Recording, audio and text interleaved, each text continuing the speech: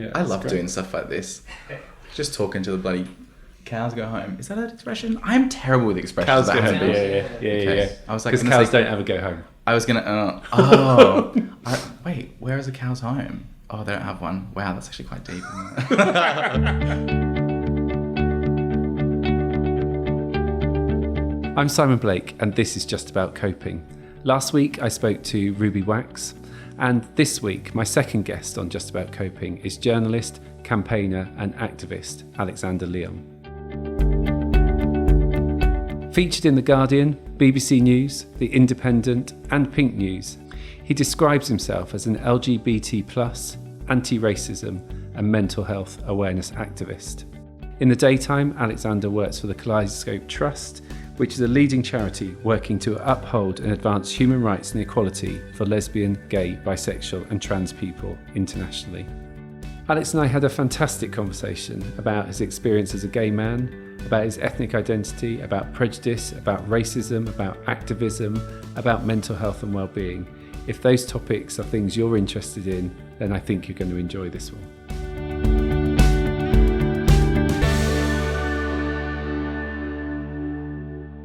So Alex, I'm going to start with asking you a bit about how you describe yourself. So you describe yourself as an LGBT+, anti-racism, mental health awareness activist in your Twitter bio. Do you want to say a little bit more about why those are the words you use to describe yourself? Yeah, sure. I mean, it's really hard because this is a completely different point, but it's sometimes quite strange that I have to self-identify as an activist. It took me a long time to feel comfortable in that word. It's quite a bizarre word to kind of self-describe as. Like, oh, I'm an activist. Like, what are you doing? Are you on the street? Are you holding a placard? Whatever. I guess when it comes to, I think that description of me is like the distillation of things that I'm interested in, right? So there's obviously some parts of those are my identity. So I'm gay, so I'm kind of under the LGBT umbrella. And I do a lot of work campaigning on issues and writing and speaking about issues that involve being gay, essentially. But also kind of the LGBT movement, the politics of the LGBT movement, health in the LGBT movement, and then also looking really specifically, and this is, I guess, where the anti-racism thing comes in, what it means to be gay and brown, which is how I would self-identify, amongst many other things, and the intersections between what it's like to live a life where you are subject to racism as well as being subject to homophobia, and how you navigate the experience of kind of dealing with both of those at the same time. How that links into mental health awareness or mental health generally is that, as you can probably imagine, navigating those two things at the same time can have a pretty massive effect on your mental health or on your well-being if you're constantly navigating spaces and rooms and contexts in which people are kind of throwing that at you. It's not always easy to necessarily be kind to yourself. And to make space for your own well-being and care. So that's the very long-winded version of me talking about how I identify and how I speak about myself online. And thank you. And I guess what I'd be really interested in is to talk, what does it mean to be an activist to you? Having claimed it, having owned it, what does it actually mean? I don't really know, if I'm perfectly honest. I think it's just that I identified as an advocate for a long time because I felt that advocating for the issues that I cared about were things that I did in my spare time. So there were things that I tried really hard to find time and energy to do. But now I think the main reason that I call myself an activist is that it's sort of my entire life. I mean, I work for an LGBT human rights organization, and literally almost every ounce of my spare time, and we'll talk about self-care in a second, but almost every ounce of my spare time is spent reading and writing and developing campaigns with other organizations and really fighting for the issues that fit underneath the umbrellas that I'm passionate about.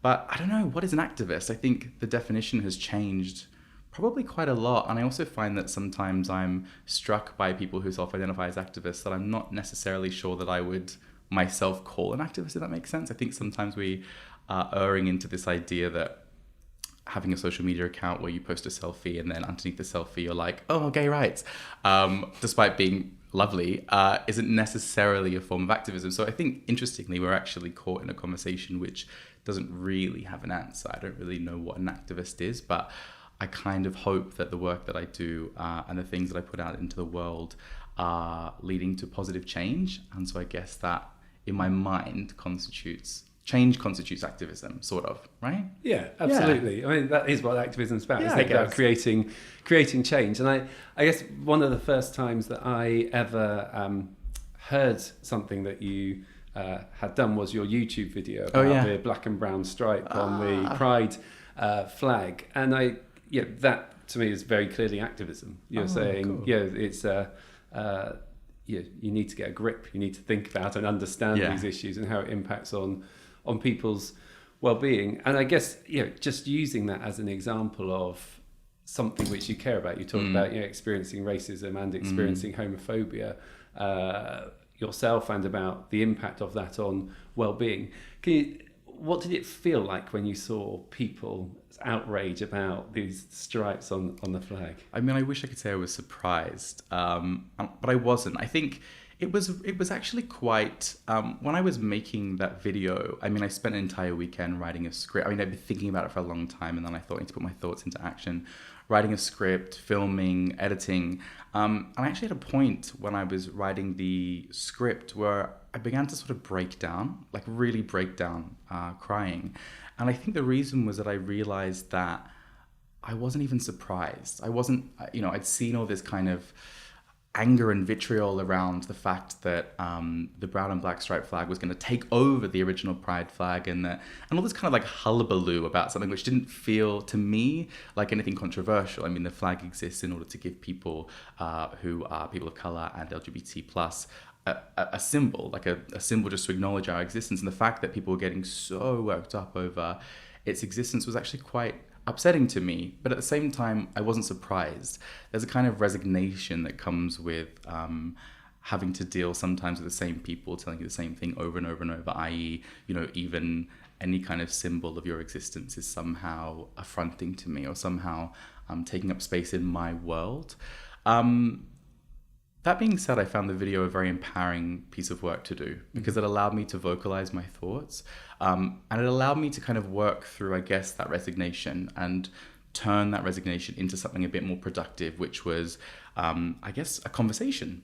So 2 Asians, you're welcome. But, turn that resignation into a conversation. I need to work in politics or something. That is brilliant. But yeah, I guess it was hard, but I've gotten to a place now where I at least feel like I've contributed towards the kind of plethora of things out there that are people trying to educate on what that flag means, and on what purpose it has for the people that it's for. And I had a fairly good response, actually. I was actually really taken aback by the response, because I didn't think it was going to have the impact that it did have. And obviously I was very grateful and thankful that it did, because it meant that people were listening from the horse's mouth, right? So they were getting it from people who it was most affecting. And I think that's really important, rather than many of the wonderful allies that we have sort of trying to fight on our behalf, which is still important. Sometimes it's good to just be like, here's someone who's affected by it, talking about why they think it's important, done. Yeah. So, and investing a huge amount of emotional labour in that process. Indeed. And really doing. But I think, it must, I guess, for those people who don't know, this was a brown and black stripe being added to the rainbow flag, which symbolises Pride, which first adopted in Philadelphia, and in a fairly short time from Alex being one of the first people to talk out about why including it was important, that I saw certainly, and in the UK, to it actually being then part of the London Pride March. I've been really struck by it, actually, that Manchester Pride decided that the whole reason the conversation came up again, because you're right, it was in Philadelphia in 2017. The whole reason the conversation came up again, and the whole reason I was compelled to do the video, was that Manchester Pride said, we're going to make this our flag. But when I was in Pride in London this year, I mean, I don't know about you, everywhere I saw brown and black striped flags. And I thought, wow, like, to go from what seemed like a really contentious and difficult and crunchy and at some points quite unkind debate around this, to everyone just deciding that this is the most inclusive and lovely thing to do, to kind of acknowledge that racism is a problem within our community, and to kind of show support, I thought that was an amazing turnaround, almost suspicious. I was like, who's been talking to who? This is great. Yeah. But you're right, it's kind of become a lot more commonplace now, which I think is a good thing. Yeah, absolutely. And I guess, you know, the really interesting bit, of course, was Amber Hikes, who was behind it in Philadelphia, also experienced, you know, some of the backlash and that massive shift, and then also that turning point. Yeah. So just going on to the sort of emotional labour and the resignation becoming a conversation, you talked about your working life being very much about LGBT rights. You talked about your waking hours being connected into, you know, mental health, to anti-racism, to LGBT movements. Where do you escape from some of that in order to replenish yourself, to recover from the resignation to know the next bit? The listeners can't see this, but I'm beaming because I had this exact conversation with my mum last week, who very indignantly was like, Alex, I love you and you're doing a great job. Do you do anything besides LGBT rights? And I was like, oh, it's a really good point. It's a good question. It's a really good question. And I actually think it's a really pertinent question for anyone working in any kind of change making or any kind of activism or anything that where they feel that their work connects with their sense of social justice or their identity or whatever. You know, it's important to have that time and space outside of the issues. I go to therapy. I mean, I don't go to therapy in order to not be involved in LGBT things. In fact, a lot of the time I'm talking about my LGBT kind of themed life. But therapy is one of the things that I do. I think it's really important. It gives me time and space to just kind of, I guess, come back to sort of, sometimes it's also just coming back to why I'm doing it. Sometimes the therapeutic space gives me that, is that I can kind of take a big step back away from getting involved in the minutiae of everything that I'm involved in and kind of think, how am I actually feeling and what am I doing and what's my brain saying to me at the moment?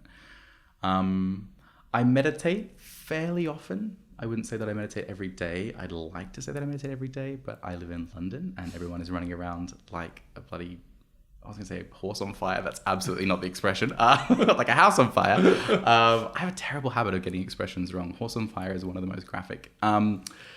So yeah, I try and meditate fairly often. And when I can't meditate, I at least try and I do kind of like, I don't know what you would call it actually. I've never really had to describe it, but maybe like mindful listening. So I'll just listen to the sounds around me and try and tune out of my own thoughts.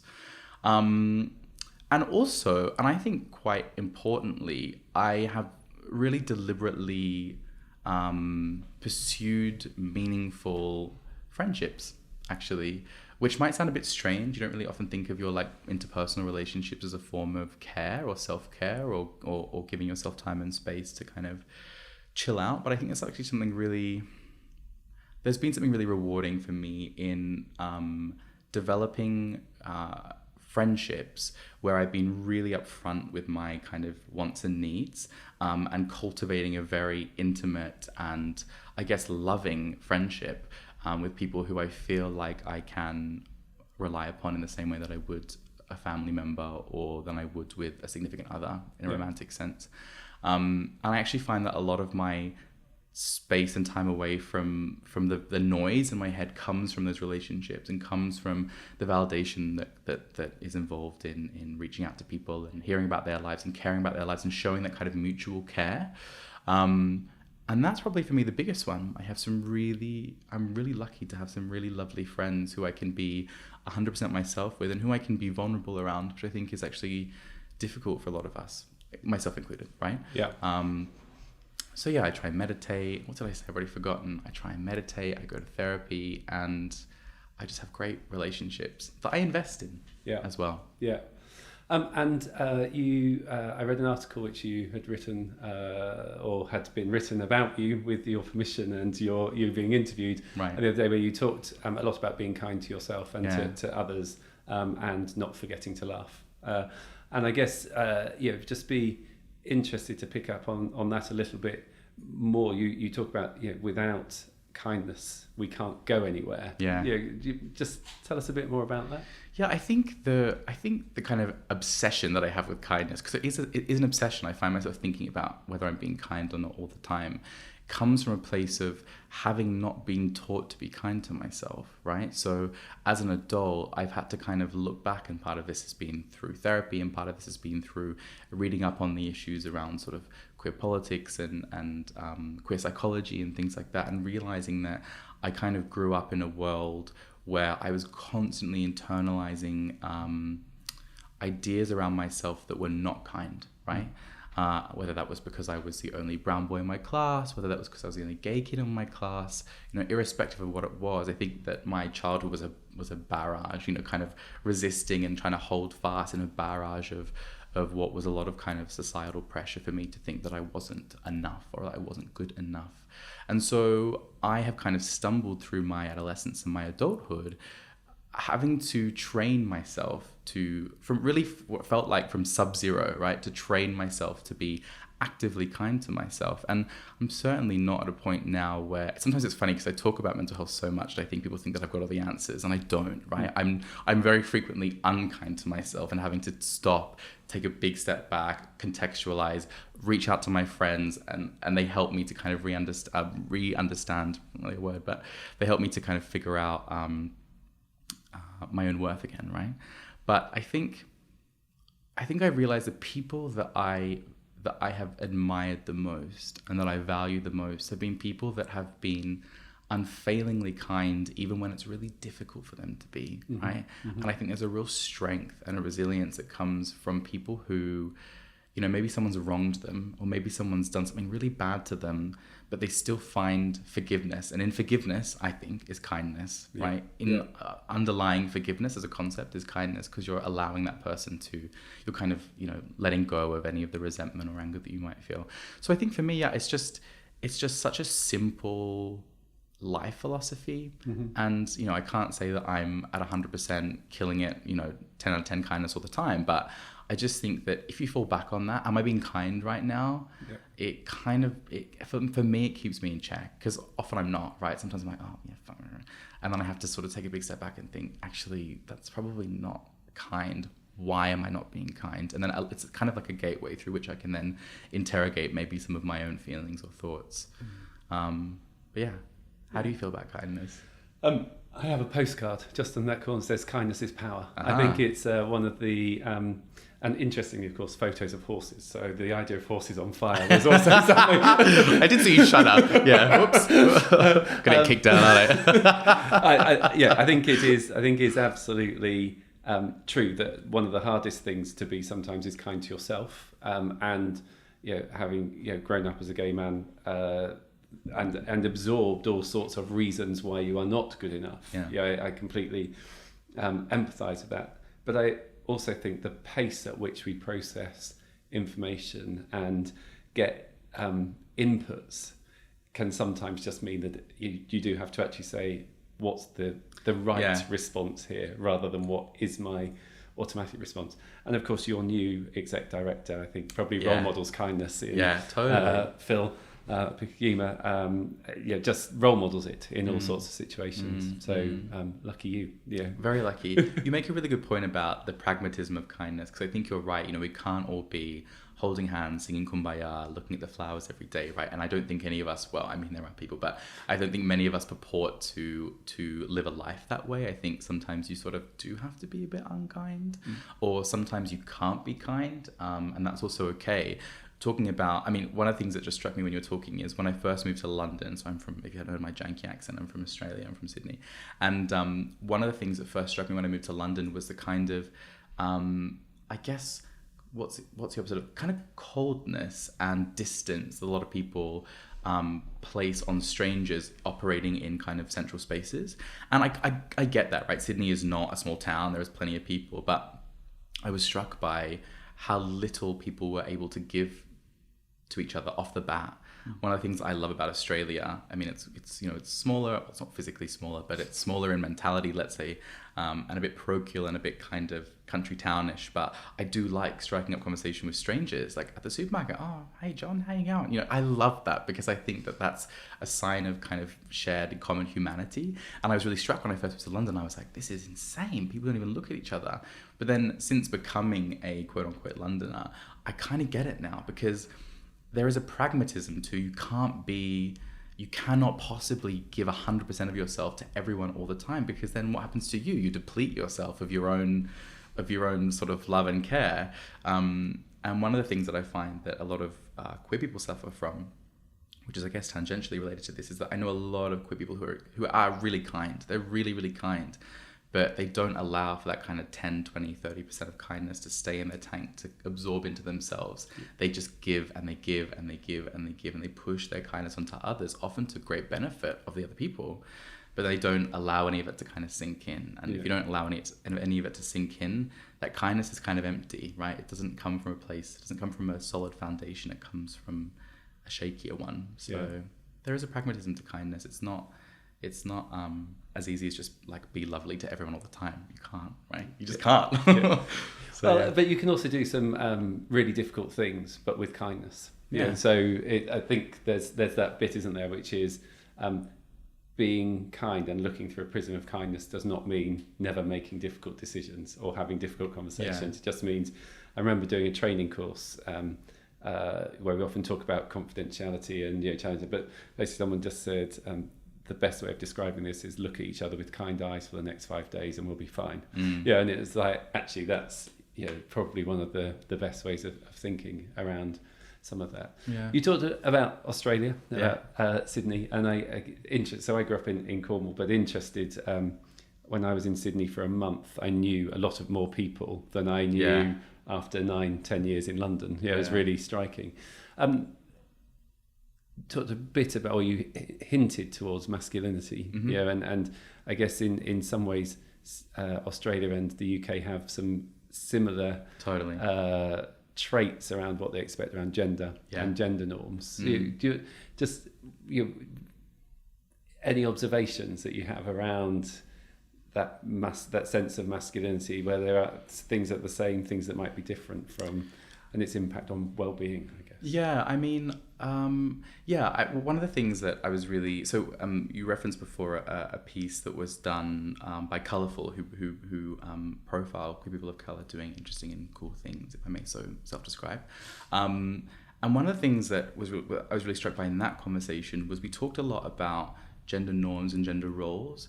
And when Dee, who's the interviewer, was asking me about, when did you first know you were gay, I had to really think about it, because I actually didn't probably know until I was, if you take gay to mean like same-sex attracted, I probably didn't really realize that until I was kind of 10, 11, 12.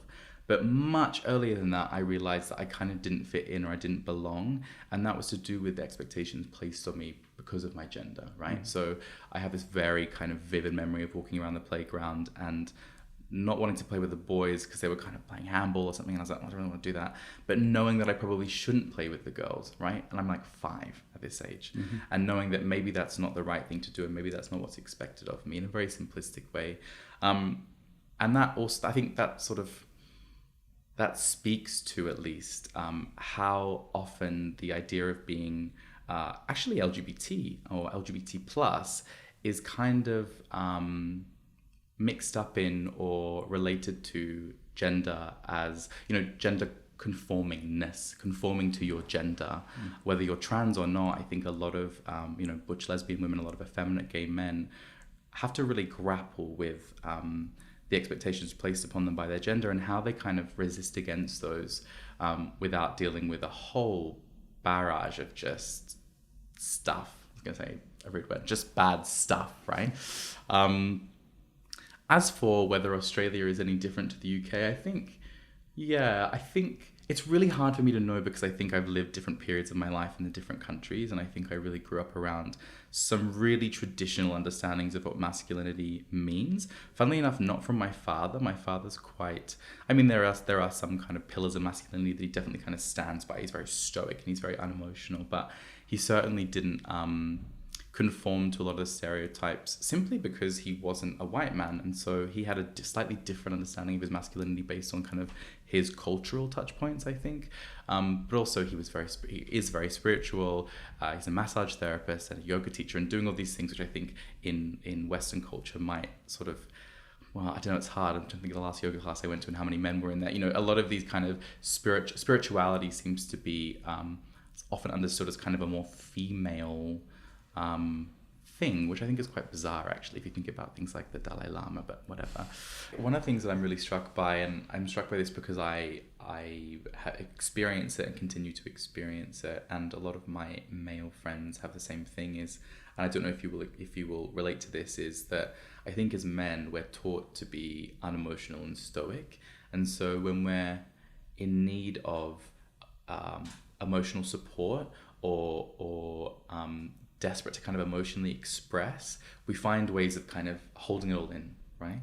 And I think that is genuinely one of the most damaging expectations that we could place on actually any human being. If you think about it, you know, your ability to emotionally express, or your ability to have kind of that self-awareness of your own emotions, is one of the things that makes us distinctly human.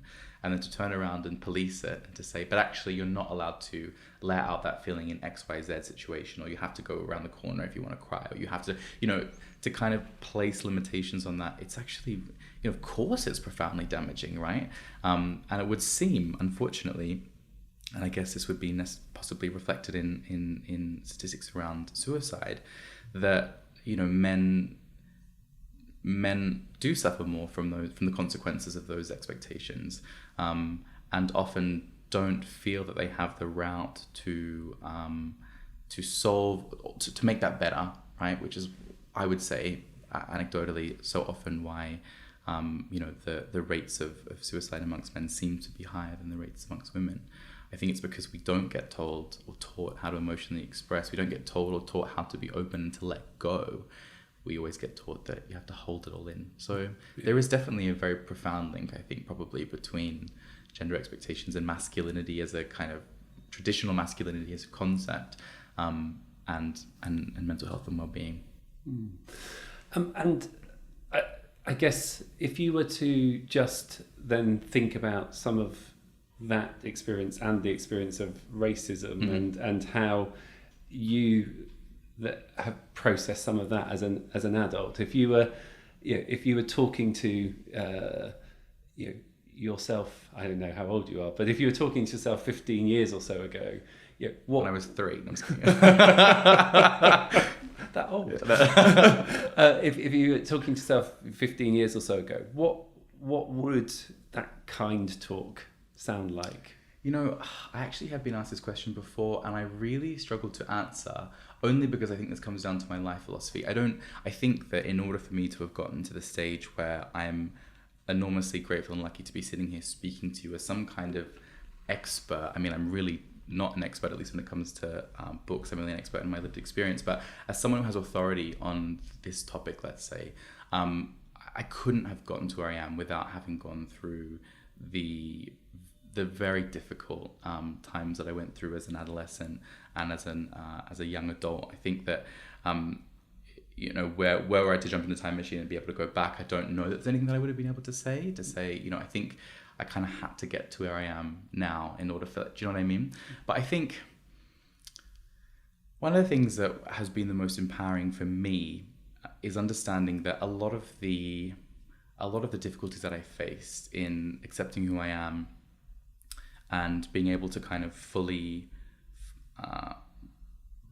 kind of use and fill out the space of what it means to be Alex Leon, what it means to be a queer person of color, what all of that means, has been in understanding that it's not my fault, if that makes sense. I think a lot of the time, you know, moving through my life, I thought that experiencing homophobia was my fault. Experiencing racism was my fault.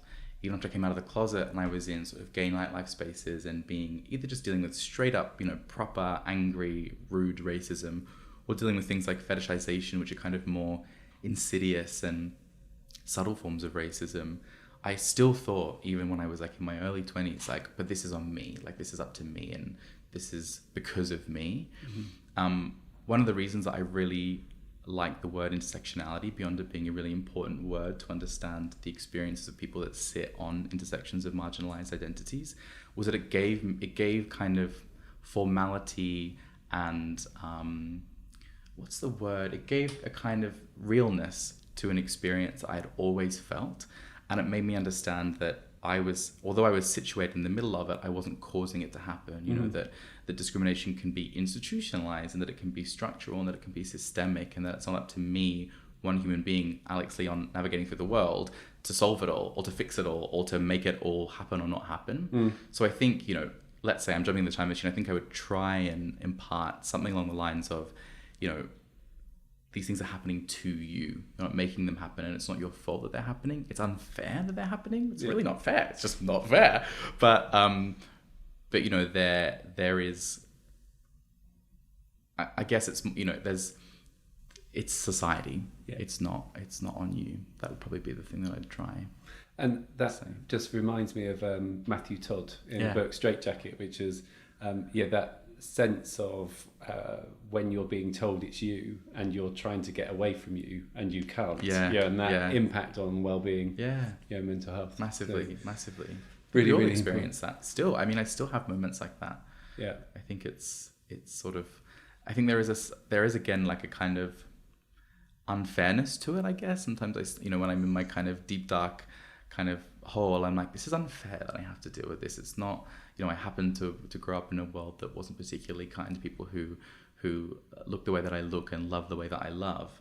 But yeah, I think for some reason I find it quite liberating to understand that although it's not particularly optimistic to think that it's kind of society's fault, it kind of at least takes the burden off yourself, right? You're like, this didn't come from me.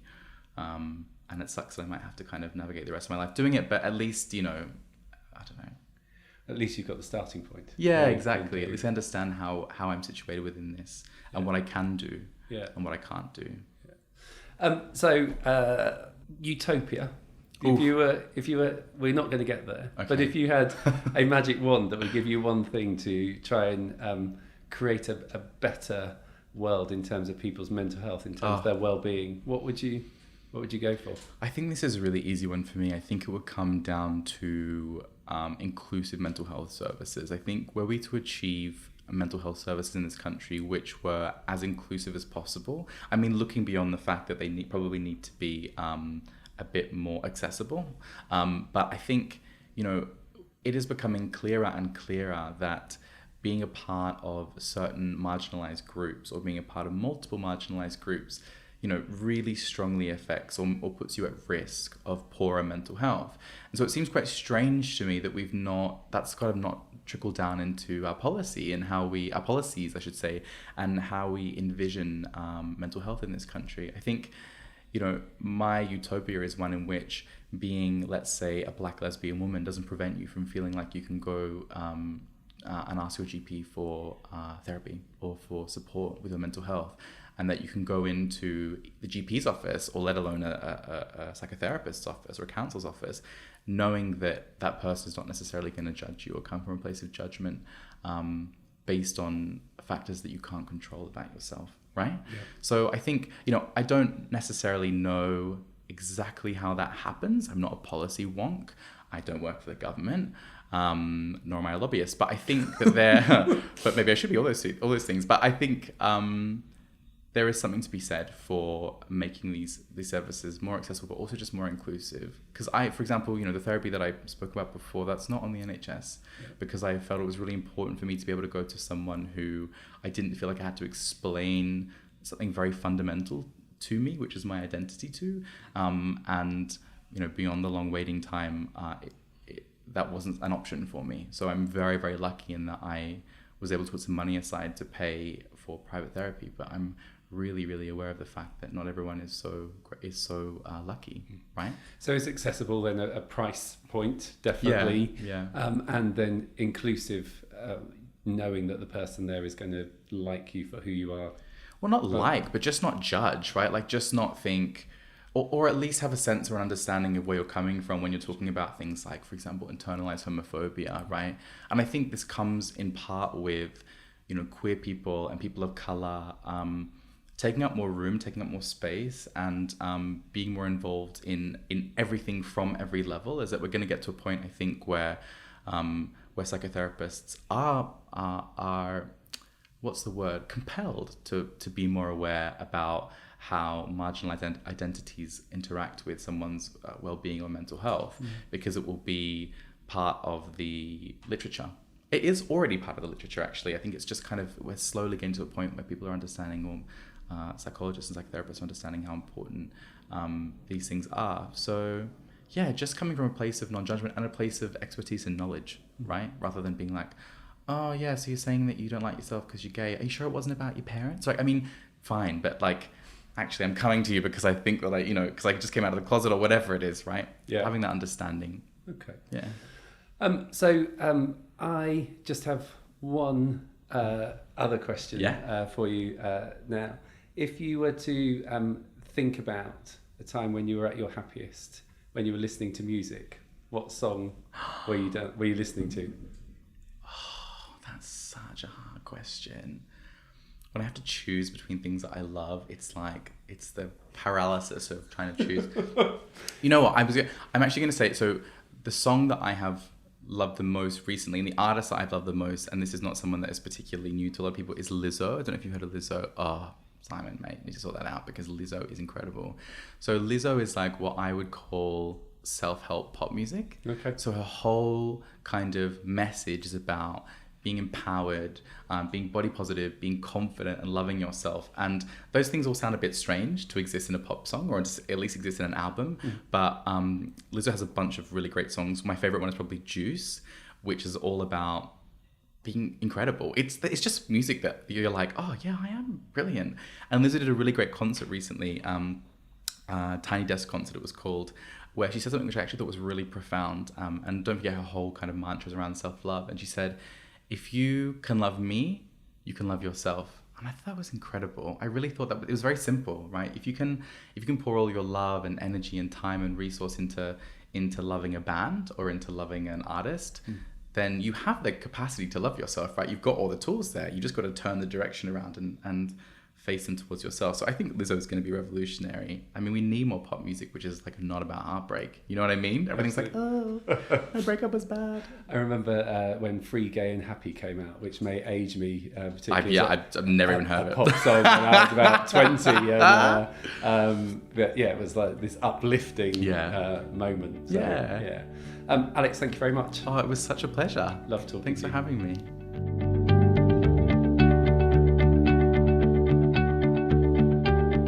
So I hope you enjoyed our discussion. Really, really important to talk about the issues, the intersectionality between race, sexuality, identity, mental well-being, and I'm sure that there's lots more conversation that still needs to be had.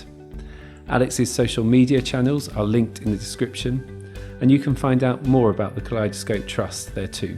Lastly, if you enjoyed Alex, please subscribe, leave us a rating, and make sure to join the conversation on social media with the hashtag JAC Podcast. I'm Simon Blake, and thanks for coping with us.